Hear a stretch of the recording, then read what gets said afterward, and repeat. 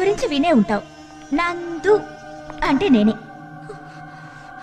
ఏంటి పైకి చూస్తున్నావు? శ్రీకృష్ణ పరమాత్ముడు వచ్చి చీరిస్తాడనా?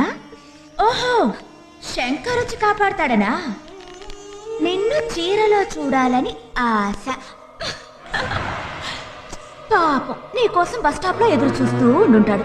నువ్వేమో చీర ఓడదీస్తే ఇక్కడొచ్చి కూర్చున్నావు. నాకు చీరిస్తారా? ఎందుకు ఇవ్వను? తప్పకుండా ఇస్తాను. నా చీరైనా పర్లేదా? ఛీ! ఎందుకే పరాయి వాడి చీర దోచుకోవడానికి ఆశపడతావు? నీకు శంకర్ని ఇవ్వను, చీరని ఇవ్వను. ఏంటి ఏంటి నువ్వేమనుకుంటున్నావు నాకు తెలుసు.